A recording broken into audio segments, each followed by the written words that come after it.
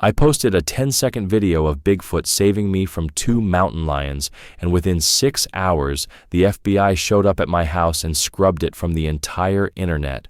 They told me I didn't film a cryptid, I filmed something the government has been hiding for 40 years, and my proof just put an entire species in danger. But here's what they didn't know. What he shouted on that video wasn't just noise, and when I finally found out what those words actually meant, I realized the cover-up wasn't about protecting us from them. So what were they really protecting? I posted a 10-second video of Bigfoot saving me from 2 mountain lions, and within 6 hours, the FBI showed up at my house and scrubbed it from the entire internet. They told me I didn't film a cryptid. I filmed something the government has been hiding for 40 years, and my proof just put an entire species in danger. But here's what they didn't know. What he shouted on that video wasn't just noise, and when I finally found out what those words actually meant, I realized the cover-up wasn't about protecting us from them. So what were they really protecting? My hand wouldn't stop shaking. The laptop screen glowed blue in my dark bedroom, and my finger hovered over the mouse. One click, that's all it would take. One click on the upload button and everything would change. The video file sat there waiting, 10 seconds that had lived in a drawer for 8 years. My son's voice echoed in my head from our phone call an hour ago. "Mom, don't." Uncle trusted us, but I kept thinking about the Hendersons and what they did to them over a blurry photo that could have been anything. The clock on my nightstand read 11:43 p.m. My husband Dave snored softly in the bed behind me. He didn't know about the video. He didn't know about any of it. I'd kept that part of my life locked away like old photographs you don't want to explain. 3 weeks earlier, everything had been normal. Normal job, normal house in the suburbs, normal life. Then I saw the news report while making coffee one Tuesday morning. The reporter stood in front of a house I recognized. Not the exact house, but close enough. Same trees, same mountains in the background, the Olympic Peninsula, less than 2 miles from where my old cabin used to be. A family's home surrounded by police cars and black SUVs. The headline scrolling at the bottom made my coffee cup freeze halfway to my mouth. Local family property raided after Bigfoot sighting. Authorities investigating illegal weapons cache. I turned the volume up. The reporter explained how the Henderson family had posted a photograph online 3 months ago. Just a blurry shape between trees. Could have been a bear standing up. Could have been a person in a costume. Could have been anything. But they swore it was real. They swore they had seen it. People laughed at them, made jokes, turned them into memes. Then last week, someone called in a tip about illegal weapons on their property. The raid found a cache of unregistered firearms buried in their backyard. Firearms the Hendersons swore they'd never seen before. Now they faced federal charges. Their teenage daughter cried on camera, "My parents aren't criminals. Someone is doing this to us." I watched that report 3 times. Then I went upstairs to my bedroom and opened the drawer in my nightstand. Under old bills and broken watches and spare batteries, I found the phone. The old one from 2016 with the cracked screen. I hadn't turned it on in years. My hands shook as I plugged it in and waited for it to power up. When the screen finally lit, there it was in the camera roll. One video, 10 seconds long, dated September 2016. I watched it for the first time in 8 years. The image shook because my hand had been trembling when I filmed it. You could see the creek bed and the rocks where I'd been filling water jugs. Then the mountain lions, 2 of them, tawny and lean and focused on something off camera. The roar that came next made the phone speaker crackle. Then he stepped into frame. Bigfoot, Uncle, as my son had called him, massive shoulders covered in brown hair, arms longer than any human's. The light caught his face for just a second. Dark eyes, heavy brow, then his chest expanded and he shouted it. Waniku Raha, so loud the audio distorted. The lions scattered. He turned his head, looked toward the camera, then stepped back into the trees. 10 seconds. Clear. Undeniable. I sat on my bed, staring at that phone screen while the news report played downstairs. The Hendersons lost everything over a blurry photo. I had proof, real proof. Clear footage that showed he existed, showed he was intelligent, showed he had saved my life. If I posted this, maybe it would help them. Maybe it would prove they weren't crazy. Maybe it would stop people from planting evidence and destroying innocent lives. That night I called Denny. He's 18 now, away at college, living his own life far from those woods. The video call connected and his face appeared on my screen. He looked tired. "Mom, it's almost midnight. Everything okay?" I told him about the Hendersons, told him what I was thinking about doing. His expression changed immediately. "Mom, no, don't. They'll come for him." I tried to explain, tried to tell him this could help people, could prove the truth. He cut me off.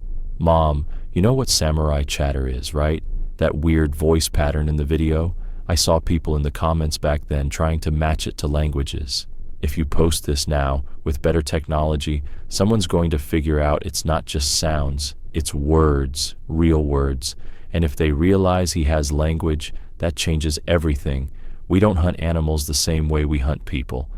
But I kept thinking about that teenage girl crying on TV, kept thinking about evidence planted in backyards, kept thinking about families destroyed. At 11:47 p.m., I uploaded the video to YouTube.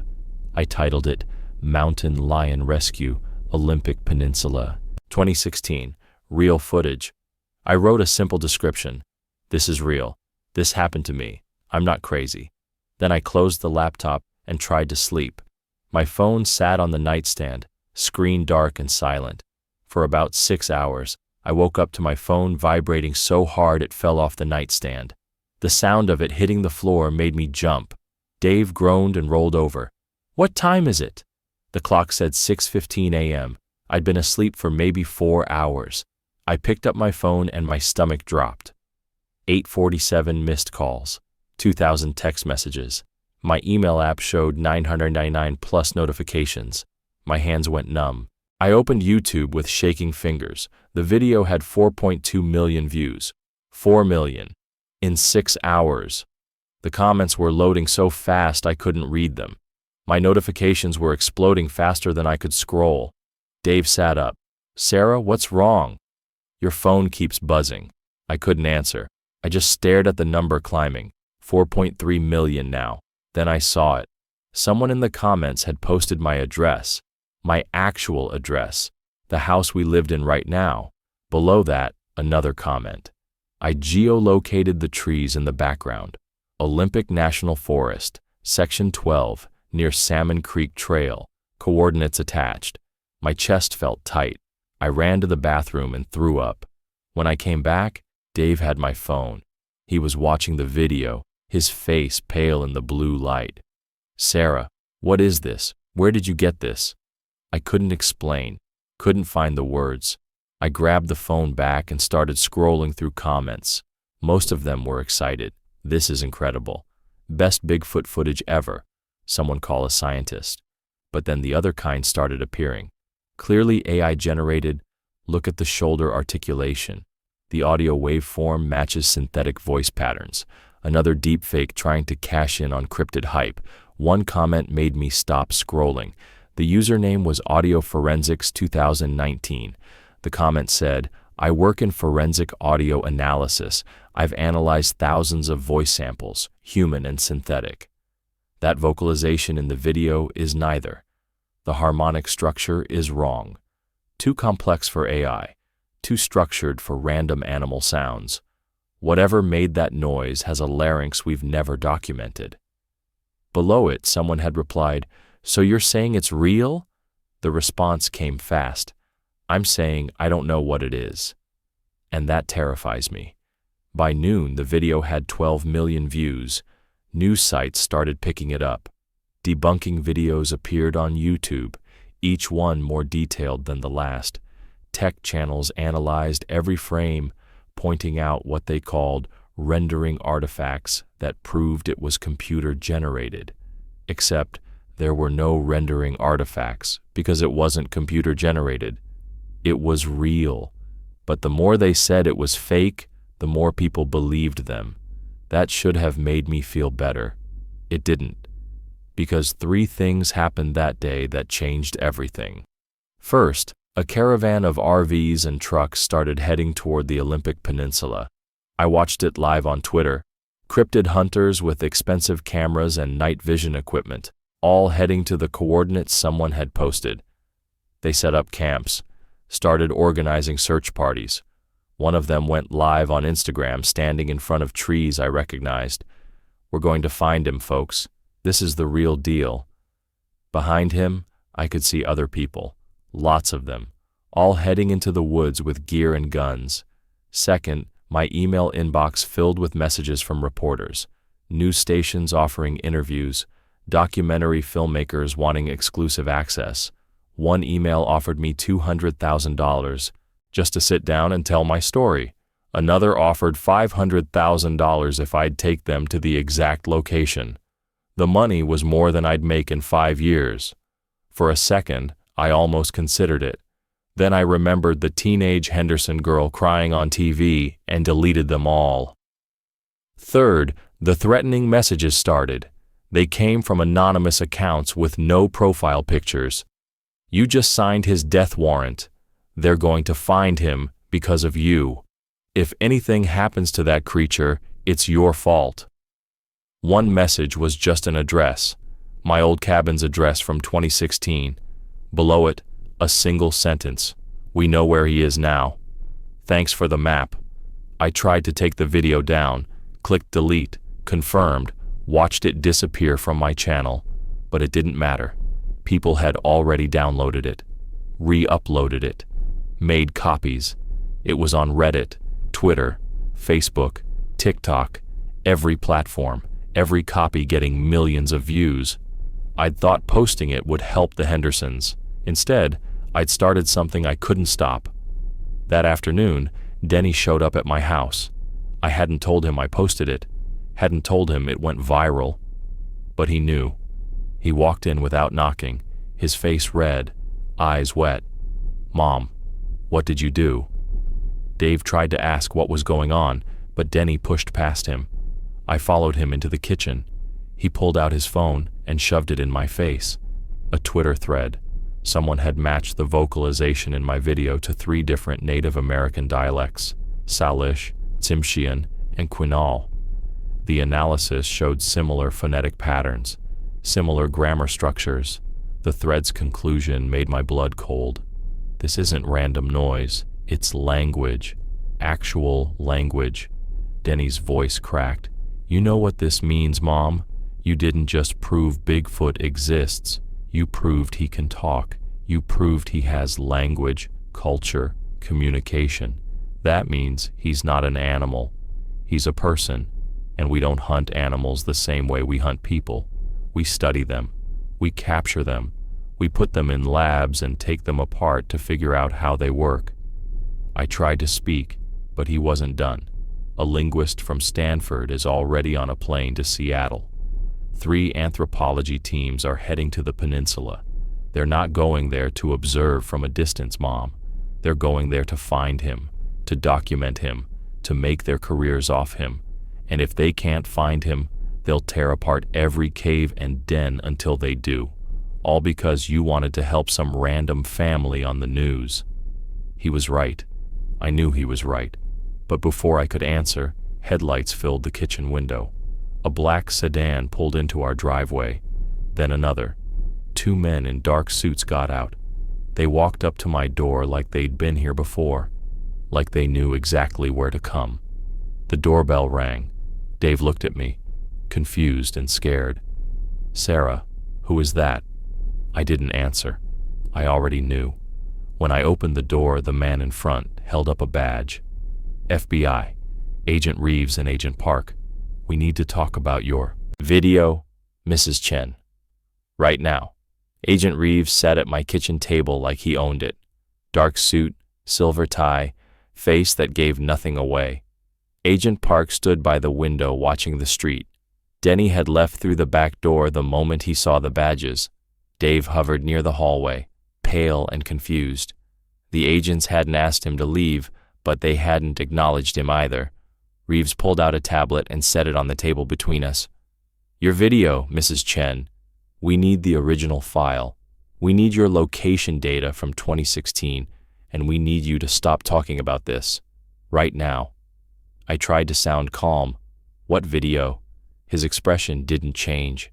"The one that's been viewed 18 million times in the last 12 hours. The one showing an unidentified bipedal creature in a federally protected forest. The one you uploaded at 11:47 p.m. last night from this IP address."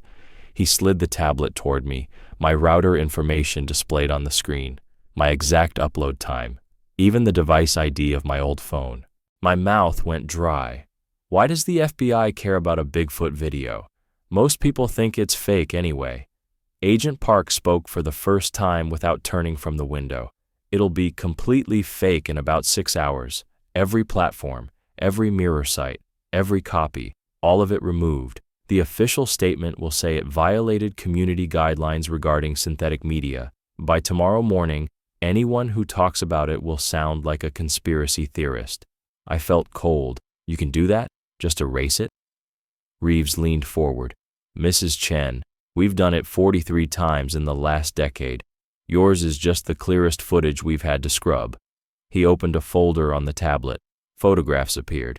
Blurry shapes in trees, dark figures crossing roads, footprints in mud. "Your video is different. It shows facial features, body mechanics, vocalization patterns, and geographic location. It's a field guide for finding them." "Finding them," I repeated. "So you admit they're real?" Reeves closed the tablet. "There are 127 documented close encounter reports in the Olympic Peninsula alone. 17 involve vocalizations matching what's in your video. We've been monitoring that population for 40 years. My hands started shaking. "Population? You're saying there's more than one?" Agent Park finally turned around. "There are 3 known family groups in that region. Approximately 30 individuals total.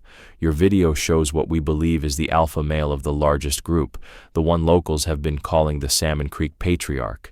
The room felt too small. Dave made a noise in the hallway, something between a gasp and a cough. I ignored him. "If you've known about them for 40 years, why hide it? Why not study them properly, protect them legally?" Reeves stood up and walked to my coffee maker. He poured himself a cup without asking. 3 years ago, a trophy hunter from Texas used civilian drone footage to track one of them to a denning site. He had money, connections, and a goal. He wanted to be the first person to legally bag one. He took a sip of coffee. The hunter found the site. What he discovered wasn't a single creature sleeping in a cave.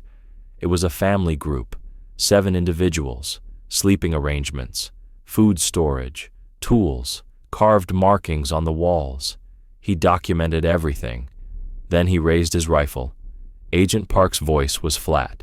They found his body 3 days later. Cause of death was massive blunt force trauma. His rifle was embedded 3 feet into a Douglas fir trunk 40 yards away. The tree was 8 inches thick. Whatever threw that rifle wasn't just strong, it was angry. My stomach twisted. "The hunter deserved it," I said quietly. Reeves shook his head. "Maybe. But his footage got out before he died, went to his backup cloud. His hunting buddies saw it. Within a week, we had 12 teams mobilizing to that area. Not scientists, not researchers, mercenaries, people who wanted specimens, people who wanted to be first. We had to lock down 200 square miles of federal land and claim environmental hazard.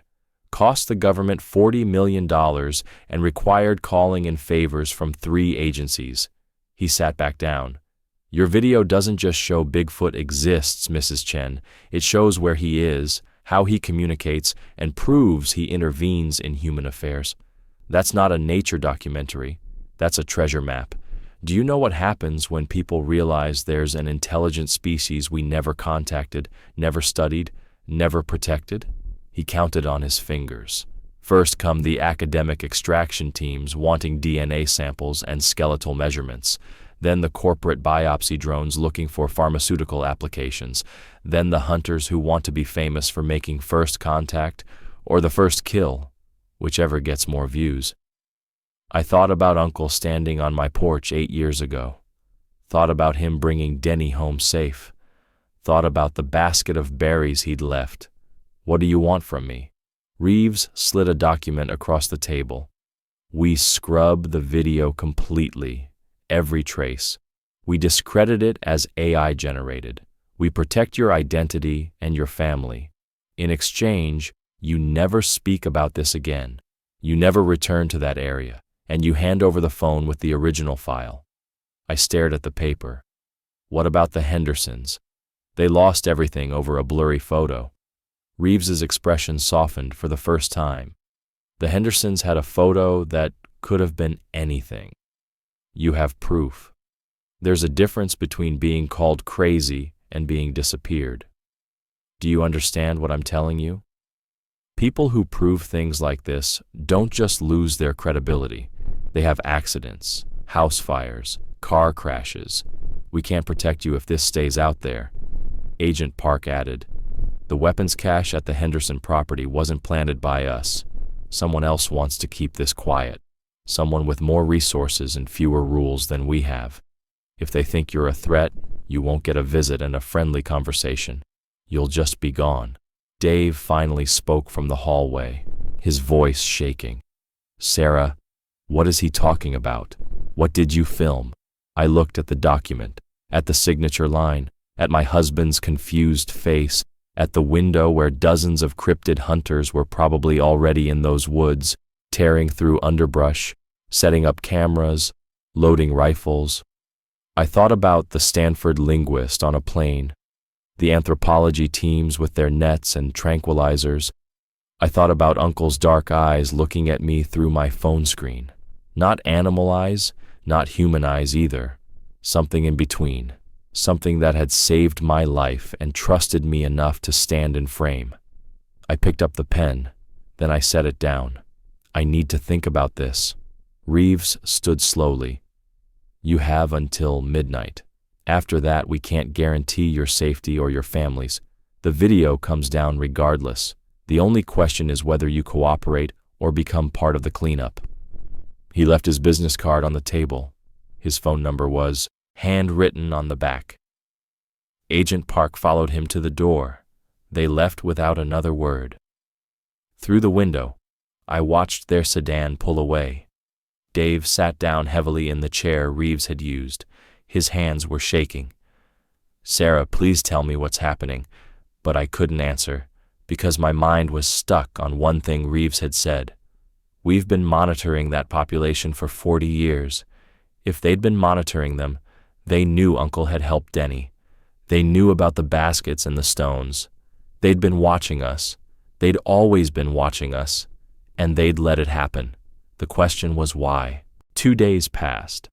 The video disappeared from the internet exactly like Agent Reeves said it would. YouTube removed it for violating terms of service. Reddit threads got deleted.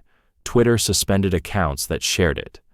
By the second morning, every major tech outlet was calling it the most sophisticated AI hoax of the year. They posted side-by-side comparisons showing what they claimed were rendering artifacts, unnatural shoulder movement, impossible audio frequencies, clear signs of digital manipulation. None of it was true, but it didn't matter. The narrative had been set. Anyone who still believed it was real got laughed at in the comments. I should have felt relieved. Instead, I felt sick. I'd handed over the phone like they asked, signed the papers, agreed to never speak about it again. Dave barely talked to me. He'd moved into the guest room, said he needed time to process everything. Denny wouldn't answer my calls. The house felt empty even when I was standing in it. On the third morning, I noticed the black SUV parked across the street. Same spot for 6 hours. Different vehicle than the FBI had driven. No government plates, just tinted windows, and someone sitting in the driver's seat watching my house. That afternoon, my internet started acting strange. I'd search for something and get redirected to different pages. My email took forever to load. Websites I'd visited yesterday weren't in my browser history. I called my internet provider. They said everything looked normal on their end. Must be a device issue. I didn't believe them. That night, Denny finally called back. His voice was tight, scared. "Mom, someone broke into my apartment." I froze. "Are you okay? Did they take anything?" He let out a shaky breath. "That's the weird part. Nothing's missing. My laptop's still here. My wallet. Everything. But my laptop was moved. I always keep it closed on the left side of my desk. When I got home, it was open on the right side, and it was warm, like someone had just been using it." My chest tightened. "Did you call the police?" He laughed, but there was no humor in it. "And tell them what? Someone broke in to use my computer and put everything back? They'd think I was paranoid. Maybe I am paranoid. Maybe this whole thing has made us both crazy." I wanted to tell him he wasn't crazy, wanted to tell him I'd seen the SUV, noticed my internet acting wrong. But before I could speak, my email pinged. A new message. The subject line made my blood run cold. "They're not FBI." I opened it with shaking hands. No name on the sender. Just a string of random numbers and letters. The message was short. "Reeves and Park are Department of Interior contractors. Real designation, Species Preservation Enforcement Unit. Check their badge numbers against the Federal Registry. They don't exist. Whatever you gave them isn't locked in evidence. It's in a private server.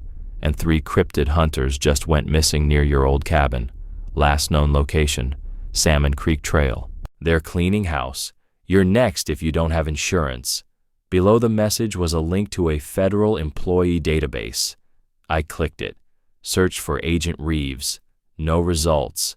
Searched for Agent Park. Nothing. Species Preservation Enforcement Unit didn't exist in any government directory. I told Denny I had to go and hung up. My hands wouldn't stop shaking. I went upstairs to my bedroom and closed the door. Dave was downstairs watching TV, the sound drifting up through the floor. I opened my nightstand drawer and pushed aside the old bills and batteries. My fingers found the edge of the false bottom I'd installed years ago, the space where I kept important documents, birth certificates, social security cards, and the real phone, the old cracked phone from 2016 that still had the original video. The one I'd given to Reeves had been a decoy, a backup phone with a compressed copy of the footage. Lower quality but good enough to fool someone who wasn't looking closely. The real file had never left this drawer. I powered it on and waited. The video was still there. 10 seconds. Full resolution. Every detail clear. I watched Uncle step into frame, watched him shout those words, watched him look toward the camera with those dark, intelligent eyes. Then I did something I should have done from the start. I uploaded it to a Dead Man Switch service, a website designed for whistleblowers and journalists. If I didn't log in and verify I was okay every 72 hours, the file would automatically send to every major news outlet simultaneously. Associated Press, Reuters, BBC, CNN, all of them, with a message explaining everything, the FBI visit, the scrubbing, the missing hunters. I set it up, paid for a year of service with Bitcoin, and logged out. The next morning, a woman showed up at my work. I was restocking shelves at the grocery store where I'd been picking up shifts since we moved to the suburbs. She walked up to me in the canned goods aisle. Older woman, maybe 60, with long gray hair and deep lines around her eyes. She wore a beaded necklace and carried herself like someone who'd walked a long way to get here. "Excuse me," she said quietly. "Are you Sarah Chen?" My heart jumped. "I don't know who you're talking about." She held up her phone. On the screen was a screenshot of my video, the image frozen on Uncle's face. "I know this is you. I can see it in your eyes. You're the one who filmed this." I looked around. No one else was in the aisle. "Who are you?" She put her phone away. "My name is Mary Whitehorse. I'm Tsimshian. My grandmother was Kino. I've been studying the forest people my whole life. Not studying like scientists do, with cameras and traps, studying like my ancestors did, with respect and distance. When I saw your video before it got taken down, I recognized something. She paused. After he shouted, "Did he point? Did he gesture in any direction?" I hesitated. Why does that matter? Her face went pale. Because I need to know if you filmed a rescue or a warning. The words he shouted, "Wani Kuraha, your internet researchers got it partly right." It's not exactly, "I'm here, don't be afraid." It's closer to "witness this" or "watcher, stay away from the screaming place." The old stories talk about places in the deep caves where even the forest people don't go. Places that scream. If he was warning you away from something, and if they're suppressing your video this hard, it means they already know what's up there, and it means you didn't just film Bigfoot, you filmed someone trying to protect you from something worse. My mouth went dry. He pointed toward the cave. After the lions ran, he pointed north toward the rock face. Mary's hand started shaking. Then we have a problem. She pulled out a folded map from her jacket. 3 cryptid hunters went missing 4 days ago. Their last GPS ping was here. She pointed to a spot on the map near Salmon Creek, 2 miles from your old cabin. The search team found their equipment, cameras, backpacks, rifles, all neatly stacked at the cave entrance like someone had organized them. But no bodies, no blood, no signs of struggle, just their gear arranged in a pile and 3 sets of footprints leading into the cave system. Footprints that go in, but never come back out. Mary spread the map across the break room table during my lunch hour. Her finger traced a line through the mountains, following the cave system she said extended 40 miles underground. In 1983, a logging company broke through into a deep chamber here. She tapped a spot marked with red ink. They found structures, not natural formations, built structures, stone walls, carved symbols, tool marks dating back centuries, maybe longer. She pulled out a faded photograph from her bag. It showed the inside of a cave. On the walls were markings, deliberate lines and circles worn smooth by time. "What happened to the logging company?" I asked. Mary's expression darkened. "They documented everything, took samples, made plans to excavate. Within a month, a corporation bought them out for 3 times their value. The tunnel entrance was collapsed in a controlled demolition. They called it a safety hazard, unstable rock. 2 geologists who'd been part of the documentation team died that year, one in a car accident, one fell from a hiking trail." She folded the map. "The forest people weren't protecting your son from the cave, Sarah. They were protecting the cave from your son, from all of us." I thought about Uncle standing in my video pointing north. Thought about his voice shouting those words. "Wani Kuraha, stay away from the screaming place. What's down there?" Mary shook her head. "My grandmother wouldn't talk about it. Said some places exist between the world we know and the world we don't. Said the forest people guard the boundary, have for thousands of years. If those hunters went in and didn't come out, it means they crossed a line that shouldn't be crossed." That night, I couldn't sleep. I kept thinking about the dead man's switch, about the video set to go out to every news outlet if I didn't check in. I'd thought I was protecting myself, creating insurance. But Mary's words kept echoing. "You didn't just film Bigfoot. You filmed someone trying to protect you from something worse." At 2 a.m. I got out of bed and opened my laptop, logged into the dead man's switch service. My finger hovered over the cancel button. 1 click and the video would be deleted permanently. No automatic send, no insurance, just gone. But then I thought about the Hendersons, about their daughter crying on TV, about evidence planted in backyards and lives destroyed, about Agent Reeves who wasn't really FBI, about the SUV watching my house, about 3 hunters who walked into a cave and never walked out. I moved my finger away from the cancel button, left the dead man's switch active, but I didn't close the laptop. Instead, I composed a new message, set it to send to Denny if anything happened to me. Then I went back to bed and waited for morning. Denny called me at dawn. I answered before the first ring finished. His voice was breathless, excited, scared. Mom, I went back. Last week, I drove up to the old cabin area. I couldn't help it. I needed to know if he was still there. My heart stopped. Denny, you promised you'd stay away. I know, he said quickly. I know. But Mom, he's gone. Uncle's gone. Auntie too. The cave entrance is collapsed, not like someone blew it up, like it was carefully filled in with rocks and branches, made to look natural. But I found something they left behind. My phone buzzed. He'd sent me a photo. 3 stones stacked at the edge of the burned tree line, the same kind of marker Uncle used to leave years ago. But these stones were different. They'd been placed recently. The moss on them was still fresh. Below the stones, scratched into the dirt, were marks, lines and circles, the same symbols from Mary's photograph of the cave walls. Denny's voice cracked. They left because we brought too much attention, because I couldn't stay away, because you posted the video. They had to abandon their home because of us. Maybe protecting them doesn't mean proving they're real. Maybe it means proving we can leave them alone. I stared at the photo, at those 3 stones, at the symbols that looked like words in a language I'd never understand. You're right, I whispered. He's quiet for a moment. Are you going to trigger the switch? Send the video to everyone? I thought about it, really thought about it. About millions of people seeing Uncle's face, about research teams and corporate drones and hunters with rifles, about more caves being found and collapsed, about a species that had lived quietly in the margins for thousands of years being dragged into the light they'd been avoiding.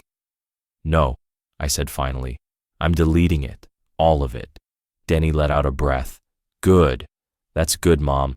But I wasn't finished. But I'm not erasing the original. I'm encrypting it with instructions, to be opened in 50 years, or when they choose to reveal themselves, whichever comes first. If they want to be known, that's their choice, not ours. He was quiet. Then, I think Uncle would like that. I hope so, I said. I really hope so. 6 months passed. The SUV stopped watching my house. My internet went back to normal. Denny and I talked every week. Dave and I worked through things slowly, carefully. He still didn't fully understand what had happened, but he'd stopped asking questions. The video became an internet legend. One of those stories people argued about in forums. Some said it was the best Bigfoot evidence ever. Others said it was obviously AI. Both sides were sure they were right. I never commented, never corrected anyone. Just let it fade into the noise of 1,000 other unexplained videos. Then one morning a package arrived. No return address, no postage stamp. Just sitting on my porch when I opened the door. Inside was a woven bark basket, identical to the one Uncle had left 8 years ago. Inside the basket sat a single item, a smooth river stone with 3 lines carved into its surface. I picked it up. The stone was warm, like someone had been holding it. I looked at the tree line across the street, saw nothing but branches and shadows. But I knew, somewhere out there, he was watching, making sure I'd kept my word. I carried the stone inside and put it on my kitchen windowsill. Every morning I look at it while making coffee, a reminder that some things choose to stay in the margins, that some mysteries aren't meant to be solved, that maybe the kindest thing we can do for an intelligent species isn't to prove they're real, it's to prove we can leave them alone. Uncle saved my son twice, once from the woods, once from us. That's a debt I'll spend the rest of my life repaying. People ask me sometimes if the video was real, if I really saw what I think I saw. I just smile and change the subject. Let them think what they want, because the real story isn't that Bigfoot exists. It's that some things protect us from dangers we don't understand. And sometimes the bravest thing we can do is step back and let them. Deep in the Olympic wilderness, a camera trap sits on a ridge, set up by researchers who still haven't given up. Last week it captured something. 3 figures crossing at dawn, 2 large, 1 small, moving together through the trees. The footage glitched for exactly 3 seconds. When it cleared, they were gone. The timestamp read, "Live feed." The researchers are still trying to explain the technical malfunction. I'm not. I know exactly what happened. They're still out there, still watching, still protecting whatever's in those caves. And as long as that video stays encrypted and hidden, as long as I keep my promise, they'll keep theirs. The stone on my windowsill catches the morning light. 3 carved lines, a message I finally understand. We're here. Don't be afraid. And please, just let us be.